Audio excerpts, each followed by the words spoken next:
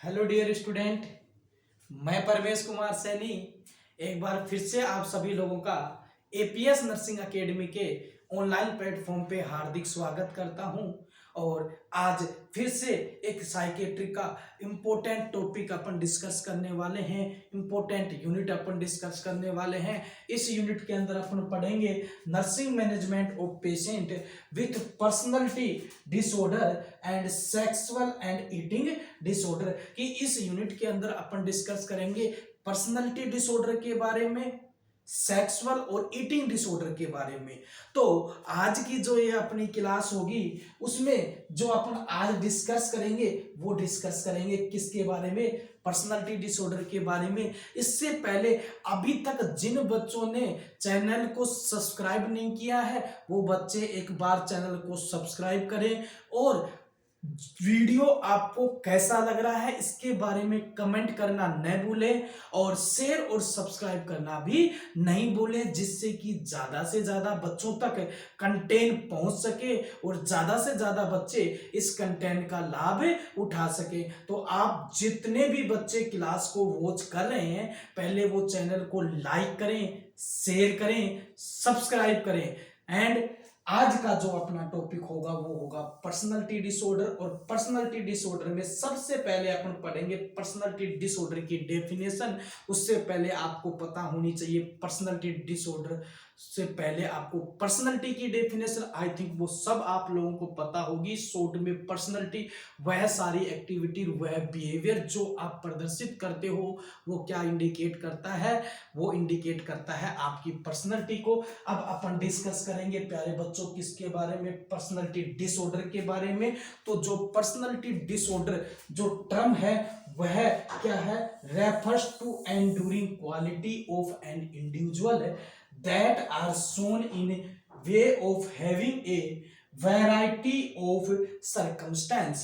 कि जो term personality disorder है रेफर्स टू एंड्यूरिंग का मतलब है परमानेंट, क्या कह सकते हैं यहाँ पर अपन, परमानेंट कह सकते हैं, स्थायी कह सकते हैं, permanent qualities of an individual that are shown his way of having a variety of circumstance। वह परमानेंट क्वालिटी है, वह परमानेंट या स्थायी क्वालिटी है जो कि पर्सन के द्वारा शो की जाती है इन हिज वे, अपने हिसाब से, of having a varieties of circumstance, different यानी वेराइटी का मतलब होता है मैनी, डिफरेंट टाइप्स या डिफरेंट सर्कमस्टांस। देन इसके अलावा बात करें जो पर्सनालिटी होती है प्यारे बच्चों, जो एक इंडिविजुअल शो करता है वह पर्सनालिटी बहुत से फैक्टरों पे डिपेंड करती है। जेनेटिकली भी पर्सनालिटी डिपेंड होती है, इन्वायरमेंटल फैक्टर भी इंपॉर्टेंट रोल प्ले करता है, सोशल साइड, ये सारे फैक्टर पर्सनालिटी को क्या करते हैं, अफेक्ट करते हैं। इन सब से पर्सनालिटी इंटैक्ट होती है, अफेक्ट होती है। सॉरी, बात की जाए कि जो पर्सनालिटी जो डिसऑर्डर है वो उसके कितने टाइप्स है, तो वैसे तो पर्सनालिटी क्या होती है, बहुत से टाइप्स की होती है। पर्सनालिटी क्या होती है, सॉरी, पर्सनालिटी जो डिसऑर्डर होते हैं बहुत से टाइप के होते हैं। जनरली जो पर्सनालिटी डिसऑर्डर है, मोस्ट कॉमनली जो पर्सनालिटी डिसऑर्डर है उनको 3 क्लस्टर में डिवाइड किया गया है। कितने क्लस्टर में डिवाइड कर सकते हैं अपन, 3 क्लस्टर में। कितने क्लस्टर में प्यारे बच्चों, 3 क्लस्टर में। Cluster A, cluster B, cluster C. Personality disorder को कितने क्लस्टर में डिवाइड कर सकते हैं, पर्सनालिटी डिसऑर्डर को कितने टाइप्स में डिवाइड कर सकते हैं, तो पर्सनालिटी डिसऑर्डर को अपन 3 क्लस्टर या 3 टाइप में डिवाइड कर सकते हैं। कौन कौन से टाइप है, कौन कौन से क्लस्टर, तो cluster A, cluster B, cluster सी। जो आपका क्लस्टर ए होता है उसको ओड थिंकिंग या उसी का दूसरा नाम है इक्टेरिक बिहेवियर, क्या कहते हैं, eccentric behaviour, ECCENTRIC, eccentric behaviour. Odd thinking का मतलब होता है, ओड थिंकिंग और इक्टेरिक बिहेवियर का मतलब होता है, इक्टेरिक का मतलब होता है सन की, क्या होता है, सन की। ओड का मतलब होता है अजीब या सन की बिहेवियर वाले पर्सन। देन इसके अलावा क्लस्टर बी जो होता है उसके अंदर आते हैं ड्रामेटिक और इरेक्टिक बिहेवियर, मतलब कि ड्रामेटिक जो पर्सन होते हैं, ड्रामा जो करने वाले, जो बिहेवियर ड्रामा जैसे अपन करते हैं उस प्रकार से बिहेवियर शो करने वाले जो क्लस्टर होता है पर्सनालिटी डिसऑर्डर का, वो कौन सा होता है, क्लस्टर बी। देन इसके अलावा क्लस्टर सी, इसके अंदर आते हैं सीवियर एंजाइटी एंड फियर वाली जो पर्सनालिटी रखते हैं वो क्या कहलाते हैं, वो कौन सी कैटेगरी में आते हैं, पर्सनालिटी डिसऑर्डर के तीन। तो पर्सनालिटी डिसऑर्डर को अपन तीन तरीके से क्लासिफाइड कर सकते हैं। फर्स्ट आता है आपका क्लस्टर ए, जिसके अंदर ओड थिंकिंग या इक्टेरिक बिहेवियर यानी कि सनकी बिहेवियर वाले जो पर्सन होते हैं उनको इंक्लूड करते हैं, जिसके अंदर तीन कंडीशन आती हैं, पैरानोइड पर्सनालिटी डिसऑर्डर,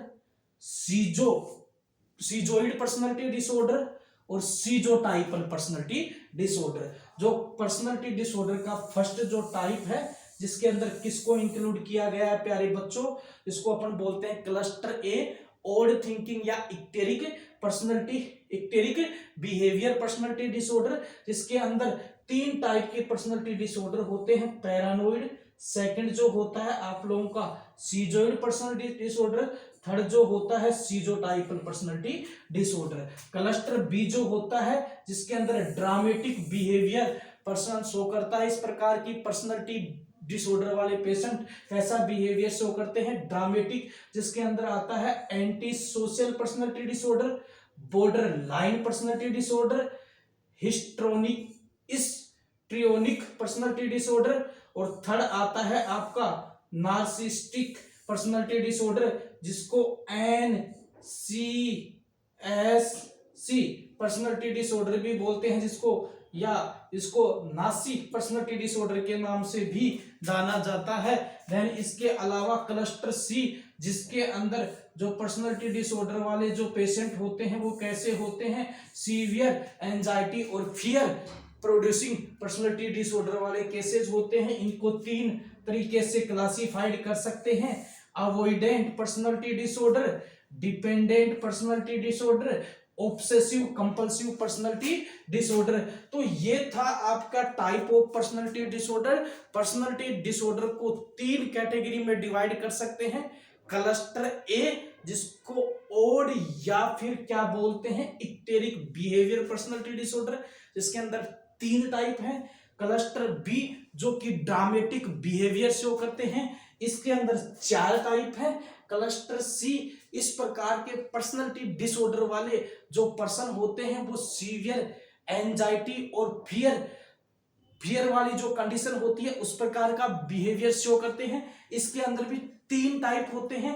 अब वन बाय वन करके इन पर्सनालिटी डिसऑर्डर को अपन क्या करेंगे, पढ़ेंगे प्यारे बच्चों। उससे पहले जो भी बच्चे क्लास को वॉच कर रहे हैं वो क्लास को लाइक करें, शेयर करें, सब्सक्राइब करें और कंटेंट आपको कैसा लग रहा है, समझ में आ रहा है या नहीं आ रहा है, इसके बारे में आप अपना फीडबैक कमेंट बॉक्स में लिखना न भूलें। तो ज्यादा से ज्यादा बच्चे कंटेंट के बारे में कमेंट जरूर करें। बात की जाए प्यारे बच्चों किसके बाद में, अब बात करते हैं क्लस्टर ए, जिसको मैंने बताया था किस नाम से, ओड और इक्टेरिक पर्सनालिटी बिहेवियर भी बोलते हैं, पर्सनालिटी बिहेवियर डिसऑर्डर भी बोलते हैं। इसमें सबसे पहले आता है पैरानोइड। इस प्रकार के जो पर्सनालिटी डिसऑर्डर वाले जो पेशेंट होते हैं वो क्या रहते हैं, डिस्ट्रेस्टिंग और suspicious interpretation of motive of other, कि इस प्रकार के जो पर्सन रहते हैं वो शक करने की प्रवृत्ति रखते हैं, संदेह करने की प्रवृत्ति रखते हैं, सस्पेंस में रहते हैं, डिस्ट्रेस, उनको दूसरों पे ट्रस्ट नहीं होता है। इस प्रकार की पर्सनालिटी वाले पेशेंट को क्या बोला जाता है, पैरानोइड पर्सनालिटी डिसऑर्डर। क्या यह नॉर्मली है? नॉर्मल तो नहीं है। तो इस प्रकार की जो अब नॉर्मल नहीं है, पर्सनालिटी एबनॉर्मल हो गई तो पर्सनालिटी डिसऑर्डर। तो इस प्रकार की पर्सनालिटी डिसऑर्डर को बोला जाता है पैरानोइड पर्सनालिटी डिसऑर्डर। तो पैरानोइड पर्सनालिटी डिसऑर्डर पेशेंट के अंदर मेन जो फीचर होता है distrusting, suspicious interpretation and motive of others. इसी का जो दूसरा टाइप होता है क्लस्टर बी के अंदर ही अजीब और संकी जो बिहेवियर वाले जो पेशेंट होते हैं उसके अंदर आता है सीजोइड। अब सीजोइड के अंदर सबसे पहले जो सीजोइड जो पर्सनैलिटी डिसऑर्डर होता है वो social detachment and restricted emotional expression की इस प्रकार की जो पर्सनालिटी डिसऑर्डर वाले जो पेशेंट होते हैं वो अपने आप को सोशली क्या कर लेते हैं, डिटेच कर लेते हैं और दूसरों के सामने अपना क्या नहीं करते हैं, इमोशन शो नहीं करते हैं। मतलब वो अपने आप को सोशली विड्रॉल कर लेते हैं और दूसरों के सामने वो इमोशन शो नहीं करते। उनको ये लगता है कि जो प्रॉब्लम है उससे मैं अपने आप रिगेन कर सकता हूं। इस प्रकार की पर्सनालिटी वाले पेशेंट, पर्सनालिटी डिसऑर्डर वाले पेशेंट को क्या बोला जाता है, सीजोइड पर्सनालिटी डिसऑर्डर। ये क्या होते हैं, socially detachment and restricted emotional experience. और सीजोटाइपल जो पर्सन होते हैं, सीजोइड और सीजोटाइपल में एक ही डिफरेंस है, ये ज्यादा इमोशनल होते हैं। कौन से, सीजोटाइपल, ये इतने ज्यादा इमोशनल नहीं होते हैं। बात की जाए ये क्या होते हैं, socially discomfort, cognitive distraction and behaviour eccentricities. मतलब इस प्रकार के जो पर्सनालिटी डिसऑर्डर वाले जो पेशेंट होते हैं वो सोशली डिस्कम्फर्ट होते हैं, कोग्निटिव डिसओरिएंटेशन होता है इनके अंदर और अजीबो गरीबो बिहेवियर ये शो करते हैं। बिहेवियर इक्टेरियसिटीज कहने का मतलब कि जो सीजोइड और सीजोटाइपल जो पर्सन होते हैं उनके अंदर मेन डिफरेंस यही होता है कि सीजोइड जो पर्सन होते हैं वो अपने आप को सोशली विड्रॉल कर लेते हैं और इतने ज्यादा वो इमोशनल एक्सप्रेशन नहीं करते हैं, इमोशनली फीलिंग्स वो दूसरों के सामने शो नहीं करते हैं। और सीजोटाइपल जो पर्सन होते हैं उनके अंदर बहुत ज्यादा क्या पाई जाती है, कोग्निटिव डिस्ट्रैक्शन पाया जाता है, यानी कि वो बहुत ज्यादा इमोशनल एक्सप्रेशन दूसरों के सामने करते हैं। तो ये था क्लस्टर 1 ओड या इक्टेरिक्स जो क्लस्टर था, उसके अंदर 3 कैटेगरी की पर्सनालिटी डिसऑर्डर अपन ने पढ़ा, पैरानोइड, सीजोइड और सीजोटाइपल। पैरानोइड जो पर्सनालिटी डिसऑर्डर वाले जो पेशेंट होते हैं उनके वो क्या होते हैं, सस्पेशियस रहते हैं, दूसरों पे ट्रस्ट नहीं करते हैं, मिसट्रस्ट रहते हैं। सीजोइड जो होते हैं सोशली विड्रॉल कर लेते हैं अपने आप को और सोशली डिटेच कर लेते हैं, सोसाइटी से अलग कर लेते हैं, बहुत ज्यादा इमोशनल नहीं होते हैं, इमोशनल रेस्ट्रिक्टेड इमोशनल एक्सपीरियंस। इसके जस्ट सीजोटाइपल जो पर्सन होते हैं बहुत ज्यादा इमोशनली एक्सप्रेस करते हैं अपने आप को सोशल पर्सन के सामने, सोसाइटी के सामने और सोशल ग्रुप के सामने इमोशनली वो क्या रखते हैं, इमोशंस शो करते हैं। देन इसके अलावा बहुत ज्यादा कोग्निटिव डिस्ट्रैक्शन, मतलब कि उनकी सोचने समझने की जो कोग्निटिव जो डिस्ट्रैक्शन है, मतलब थिंकिंग थोड़ी क्या होती है, एबनॉर्मल हो जाती है और जो थॉट ओरिजिन की एबिलिटी है वो क्या हो जाती है, डिस्ट्रैक्शन हो जाता है, उसके अंदर एबनॉर्मलिटी आ जाती है। बात की जाए क्लस्टर बी की जिसको बोलते हैं ड्रामेटिक और एरोमेटिक पर्सनालिटी डिसऑर्डर, इसके अंदर 3 आते हैं, 4 आते हैं। एंटी सोशल, सेकेंड आता है बॉर्डरलाइन पर्सनालिटी डिसऑर्डर, थर्ड आता है हिस्ट्रियोनिक पर्सनालिटी डिसऑर्डर और फोर्थ आता है नार्सिसिस्टिक पर्सनालिटी डिसऑर्डर, जिसको एनसीटिक पर्सनालिटी भी बोला जाता है। एंटी सोशल, नाम से ही पता लग रहा है, इस प्रकार के पर्सनालिटी डिसऑर्डर वाले जो पेशेंट होते हैं वो disregarded and violence of the right of the other. कहने का मतलब इनको दूसरों की ऐसी तैसी करने से ही मतलब होता है। मतलब इस प्रकार के जो पर्सन होते हैं वो सोशल रूल एंड रेगुलेशन को फॉलो नहीं करते हैं, दूसरों के अदर जो सोसाइटी मेंबर्स होते हैं उनके लिए क्या होते हैं, वॉयलेंट होते हैं, मतलब हिंसक होते हैं। मतलब इस प्रकार के जो पर्सन होते हैं बहुत ज्यादा वॉयलेंस बिहेवियर शो करते हैं। तो इसको अपन बोल सकते हैं anti social personality disorder, people disregarded for and violence of the right of others. Then उसके बाद में बात की जाए बॉर्डर लाइन पर्सनालिटी डिसऑर्डर, तो इस प्रकार की जो पर्सनालिटी डिसऑर्डर वाले जो पर्सन होते हैं, बॉर्डर लाइन पर्सनालिटी डिसऑर्डर वाले जो इंडिविजुअल होते हैं वो unstable relationship, self image, affect and impulsive net की इमोशनली क्या नहीं होते हैं, ये स्टेबल नहीं होते हैं। और अनस्टेबल रिलेशनशिप मतलब दूसरों पे ये आसानी से क्या नहीं कर पाते हैं, ट्रस्ट नहीं कर पाते हैं और अपने जो आइडियाज होते हैं, इमेज अफेक्ट एंड इम्पल्सिवनेट मतलब खुद की ही मनमोजी टाइप के होते हैं, अपने आप को ही सुपीरियर इस प्रकार के पर्सन जो होते हैं वो समझते हैं। देन हिस्ट्रियोनिक मनमोजी टाइप के क्या होते हैं, बॉर्डरलाइन पर्सनालिटी, अनस्टेबल रिलेशनशिप, दूसरों पे आसानी से ट्रस्ट नहीं करते हैं। Self image affect and impulsiveness अपने आप की ही एक अलग इमेज रखते हैं, अपने आपको ही क्या करते हैं ये मतलब सुपीरियर समझते हैं। इसके अलावा histrionic personality disorder, excessive emotionality and attention seeking behaviour, इस प्रकार के जो पर्सन होते हैं बहुत ज्यादा इमोशनल होते हैं, और इस प्रकार के जो पर्सनल होते हैं उनको दूसरों से क्या चाहिए होता है, अटेंशन चाहिए होता है, अटेंशन सीकिंग। देन इसके अलावा बात की जाए नार्सिसिस्टिक मतलब grandiosity, need for admiration, lack of empathy, मतलब इस प्रकार के जो पर्सन होते हैं उनके अंदर ग्रांडोसिटी आती है, अपने आप को सुपीरियर समझते हैं, अपने आप को ही क्या समझते हैं मतलब कि आई कैन डू एवरीथिंग, इस प्रकार की उनके अंदर सोच होती है, थिंकिंग होती है। Grandiosity, need for the admiration and lack of empathy, इस प्रकार के जो पर्सन होते हैं इनके अंदर सहानुभूति नहीं होती है, लैक ऑफ एम्पैथी।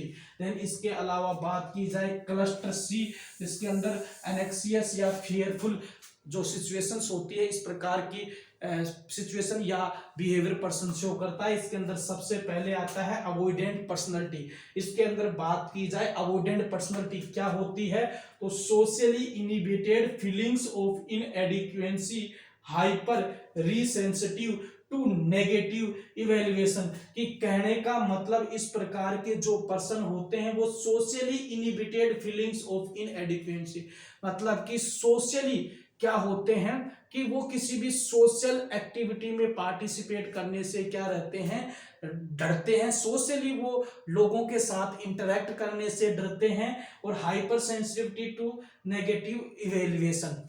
देन इसके अलावा बात की जाए तो अवॉइडेंट मतलब किसी भी, अवॉइडेंट से याद रखना, अवॉइड मतलब इस प्रकार की पर्सनालिटी डिसऑर्डर वाले जो पर्सन है वो किसी भी सोशल इंटरेक्शन मतलब सोसाइटी में लोगों से मिलने में, लोगों से घुल मिलकर काम करने में क्या होते हैं, अनेबल होते हैं। देन डिपेंडेंट, इस प्रकार के जो पर्सन होते हैं, डिपेंडेंट पर्सनालिटी डिसऑर्डर वाले जो पर्सन होते हैं वो कंप्लीटली डिपेंड ऑन अदर मतलब सेल्फ केयर के लिए भी, मतलब वो कोई भी इस प्रकार के जो डिपेंडेंट पर्सनालिटी डिसऑर्डर वाले जो पर्सन होते हैं वो किसी भी प्रकार का कोई भी डिसीजन नहीं ले पाते हैं, इनके अंदर डिसीजन मेकिंग कैपेसिटी नहीं होती है, और इस प्रकार के जो पर्सन होते हैं कंप्लीटली डिपेंड होते हैं अदर्स पर। बात की जाए ऑब्सेसिव कंपल्सिव, वैसे इस प्रकार की पर्सनालिटी होना एक अच्छी बात भी है, क्योंकि इस प्रकार के जो पर्सन होते हैं ऑब्सेसिव कंपल्सिव जो पर्सन होते हैं वो क्या होते हैं, जिद्दी टाइप के, जिद्दी प्रवृत्ति के होते हैं कि आई कैन कि इसको मेरे को करना ही है, मतलब जिद्दी प्रवृत्ति के होते हैं। Pre occupation with order lines, perfection and control, कि मेरे को ये चीज करनी है और उस चीज को करने के लिए वो अपनी पूरी जिद्दोजहद लगा देते हैं, इस प्रकार की पर्सनालिटी को बोलते हैं ऑब्सेसिव कंपल्सिव पर्सनालिटी। तो ये थी आपकी पर्सनालिटी डिसऑर्डर, इसको 3 कैटेगरी में अपन ने डिवाइड करके पढ़ा, फिर उन कैटेगरी के अंदर जो सब टाइप्स थे उनके बारे में अपन ने पढ़ा। टोटली अपन ने 3 इनको कैटेगरी में डिवाइड कर दिया, एक में उनको रख दिया जो सनकी टाइप के हैं, एक में ड्रामेटिक और एक में फियरफुल और जो एंजाइटी प्रोड्यूसिंग जो पर्सनालिटी डिसऑर्डर है उनको रख दिया। उसमें फिर अपन ने अलग अलग जो कैटेगरी थी उनको अपन 1 बाय 1 करके अपन ने डिस्कस किया, साथ में इसके साइन एंड सिम्टम्स। अब बात करते हैं अपन की जो ये पर्सनालिटी डिसऑर्डर है उसके कुछ इंपॉर्टेंट साइन एंड सिम्टम। तो ये सारे के सारे वो साइन एंड सिम्टम हैं जो कि पर्सनालिटी डिसऑर्डर वाले पेशेंट के अंदर देखने को मिलते हैं। सबसे पहले बात करते हैं कि जो पर्सनालिटी डिसऑर्डर वाला जो पेशेंट होगा उसके अंदर कौन कौन से साइन एंड सिम्टम देखने को मिलेंगे।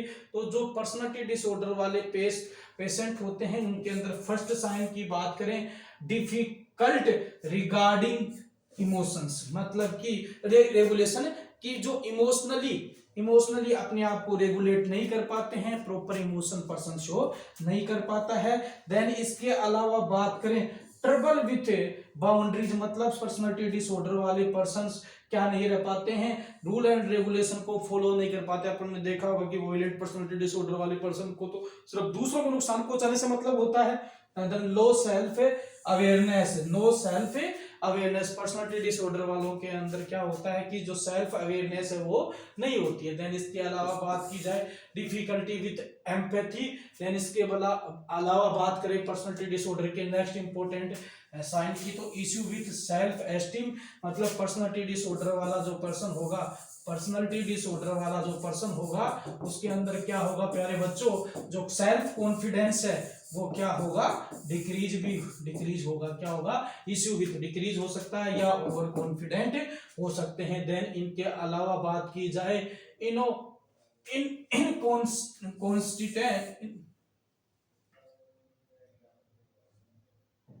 Inconsistent value.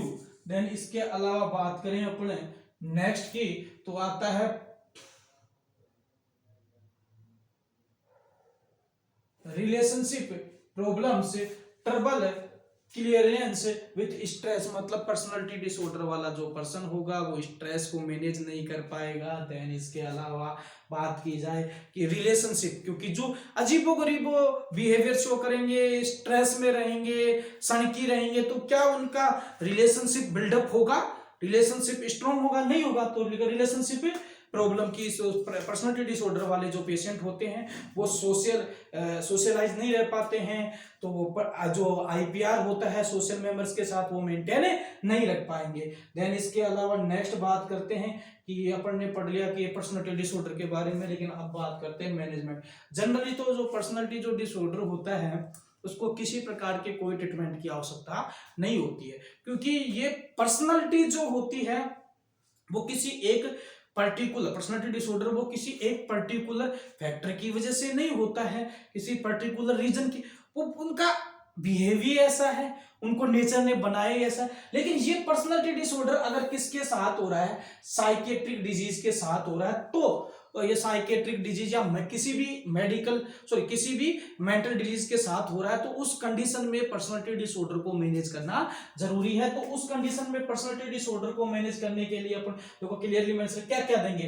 देखो personality disorder is often difficult to treat, कि पर्सनालिटी डिसऑर्डर को जनरली तो ट्रीट करना क्या है, बहुत डिफिकल्ट है, क्योंकि इसको अपन ट्रीट नहीं कर सकते, क्योंकि पर्सनालिटी एक चीज से इंडिकेट नहीं होती है, डिफरेंट चीज, जितनी भी एक्टिविटी जो भी बिहेवियर अपन करते हैं वो सारा किसको इंडिकेट करता है, पर्सनालिटी को। तो क्या किसी पर्सन के कंप्लीट बिहेवियर को, कंप्लीट एक्टिविटियों को चेंज किया नहीं किया जा सकता, लेकिन जो ड्रग ट्रीटमेंट है वो एक लिमिटेड रोल प्ले करता है, मतलब एक ड्रग ट्रीटमेंट दिया जा सकता है, कब दिया जा सकता है, लिमिटेड रोल प्ले करेगा, पर्सनालिटी उससे प्रभावित हो सकती है, कब, अगर ये पर्सनालिटी डिसऑर्डर किसके साथ हो रहा है, पर्सन को किसी साइकोटिक डिसऑर्डर के साथ हो रहा है, if associated mental illness like depression और साइकोसोसियस इन इज प्रेजेंट। कहने का मतलब अगर पर्सन को साइकेट्रिक डिसऑर्डर किसी पर्टिकुलर साइकोटिक डिजीज की वजह से या किसी मेंटल इलनेस की वजह से हो रहा है, तो उस कंडीशन में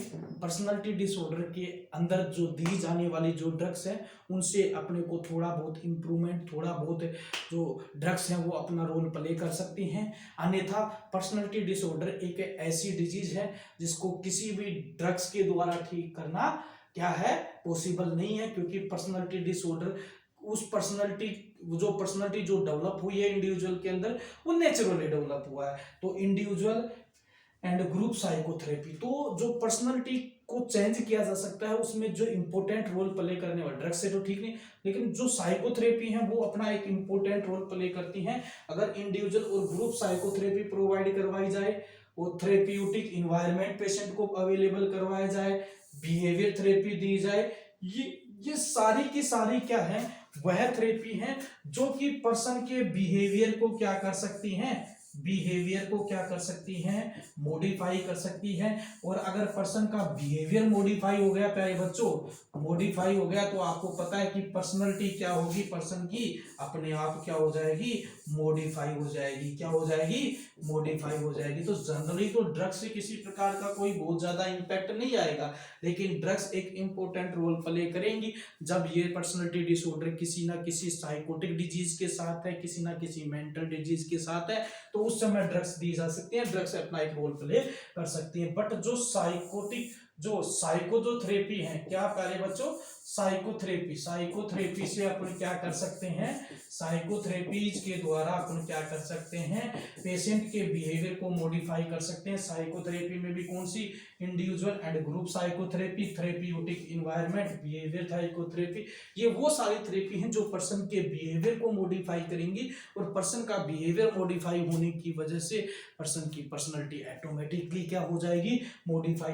मैनिपुलेशन ऑफ सोशल इन्वायरमेंट, और जो पर्सन अगर पर्सनालिटी डिसऑर्डर होगा, एंटी सोशल, और वो रह रहा है टेररिस्टों के साथ, टेररिस्ट जो पर्सन्स हैं, आतंकवादी जो पर्सन है, हिंसक जो पर्सन है उनके साथ, तो सीधी सी बात है उसकी भी पर्सनालिटी वैसी हो जाएगी। तो अगर कोई पर्सनालिटी डिसऑर्डर है वो इन्वायरमेंटल फैक्टर की वजह से, तो उसको अपन मैनिपुलेट करेंगे, उसको अपन चेंज करके पर्सन की पर्सनालिटी डिसऑर्डर को अपन क्या कर सकते हैं, ठीक कर सकते हैं। बात की जाए नर्सिंग मैनेजमेंट, तो नर्सिंग मैनेजमेंट डिपेंड करेगा कि कौन से टाइप का पर्सनालिटी डिसऑर्डर पर्सन के अंदर है, और इसके अलावा जो नर्सिंग मैनेजमेंट अपन प्रोवाइड करवाएंगे according to the type of personality disorder, personality according to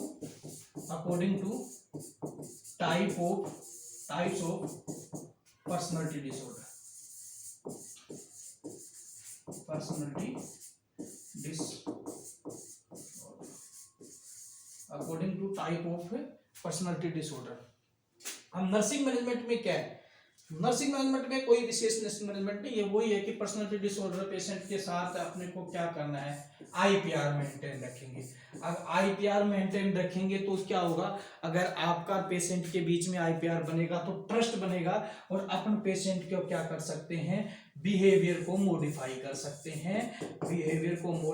सकते हैं, चेंज कर सकते हैं। इसके अलावा पर्सनालिटी डिसऑर्डर वाले जो पेशेंट है उनको कंटिन्यूअसली अपने को ऑब्जर्व करते रहना है, उनके अंदर किसी प्रकार का सुसाइडल आइडिएशन, सुसाइडल थॉट तो नहीं आ रहा, क्योंकि अगर सुसाइडल आइडिएशन और थॉट आ रहा है तो अपन उसको क्लोजली मॉनिटर करेंगे पेशेंट के अंदर सुसाइडल टेंडेंसी को प्रिवेंट करने के लिए। कंटिन्यूअसली पेशेंट को रीइंफोर्स करेंगे पॉजिटिव एक्टिविटी करने के लिए, पॉजिटिव बिहेवियर करने के लिए, बट पेशेंट का हाइजीनिक कंडीशन मेंटेन रखेंगे, पेशेंट को सोशलाइज करने की कोशिश करेंगे, पेशेंट को कंप्लीट एक थेरेप्यूटिक इन्वायरमेंट प्रॉब्लम प्रोवाइड करवाएंगे, आइडेंटिफाई करेंगे कि पेशेंट के अंदर कोई ऐसा फैक्टर तो नहीं है जिसकी वजह से पेशेंट के अंदर जो डिजीज कंडीशन है वो इंक्रीज हो रही है, सच है उसकी जो लाइफ है उसके अंदर किसी प्रकार का स्ट्रेस। तो ओवरऑल बात करें, नर्सिंग जो मैनेजमेंट है वो completely depend on type of personality disorder, उसके अकॉर्डिंग अपने को पेशेंट के साथ पेशेंट को मैनेज करना होता है। बट इसके अंदर जितने भी टाइप ऑफ पर्सनालिटी डिसऑर्डर हैं उनके अंदर इंपॉर्टेंट किया जाने वाला मैनेजमेंट अपन ने पढ़ा कि पहले तो पेशेंट के साथ आईपीआर, देन उसके बाद में आईपीआर से क्या होगा, ट्रस्टी रिलेशनशिप बनेंगे, देन उसके बाद में अपन उसकी कंडीशन को समझ सकेंगे, मैनेज कर सकेंगे और पेशेंट के बिहेवियर को मॉडिफाई कर सकेंगे। देन उसके बाद में अपन ने पढ़ा कि जो पर्सनालिटी डिसऑर्डर वाले पेशेंट के अंदर सुसाइडल टेंडेंसी हो सकती है, सुसाइडल आइडिएशन थॉट तो नहीं है, इसके बारे में पर्सनालिटी डिसऑर्डर किस पर्टिकुलर फैक्टर की वजह से हो रहा है इसको आइडेंटिफाई करने की कोशिश करेंगे। तो प्यारे बच्चों, ये था आज का अपना टॉपिक पर्सनालिटी डिसऑर्डर। आज का जो अपना टॉपिक है वो यहीं पर समाप्त होता है। मिलते हैं नेक्स्ट वीडियो में नेक्स्ट इंपॉर्टेंट टॉपिक के साथ। तब तक के लिए आप लोग चैनल को यूं ही प्यार देते रहें, लाइक शेयर सब्सक्राइब करते रहें, और तब तक के लिए आप सभी लोगों को goodbye, all the best.